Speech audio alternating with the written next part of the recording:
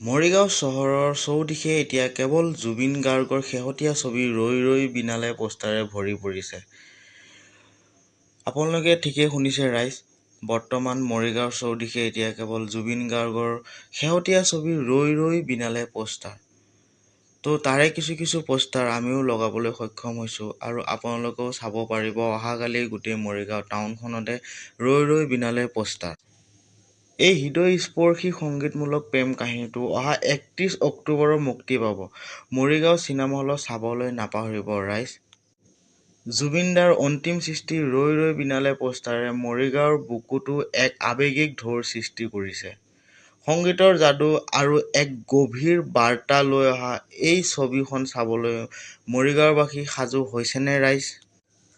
লগতে জুবিনদাৰ কণ্ঠ আৰু অভিনয়ৰ শেষ উপহাৰ ৰৈ ৰৈ বিনালে মৰিগাঁওৰ চিনেমা প্ৰেমীৰ বাবে এইবাৰ এক আৱেগিক যাত্ৰা।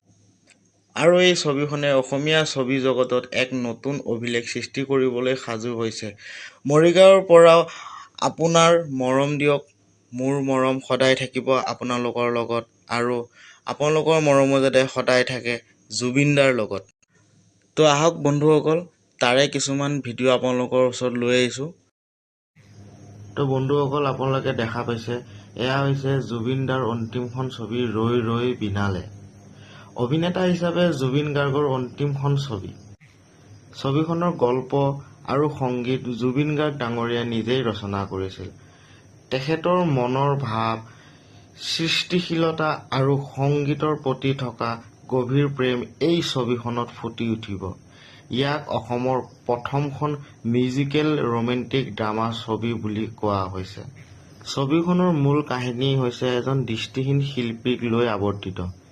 এই চৰিত্ৰটোত জুবিনদাই অভিনয় কৰিছে।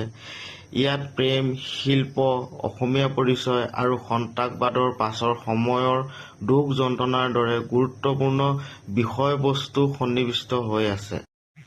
মুক্তিৰ আগতে ছবিখনে এতিয়ালৈকে অসমীয়া চলচ্চিত্ৰ ইতিহাসৰ সৰ্বাধিক আগতীয়া বুকিং কৰি এক নতুন অভিলেখ সৃষ্টি কৰিছে। এয়া জুবিনদাৰ প্ৰতি গোটেই অসমবাসী ৰাইজৰ অপৰিসীম মৰম আৰু শ্ৰদ্ধাৰ প্ৰতিফলন। আৰু জুবিন গাৰ্গ দাদাই এই চিনেমাখনত অভিনেতা, লেখক, ছিংগাৰ আৰু প্ৰডিউচাৰ হিচাপেও এই ছবিখনত কাম কৰিছিল।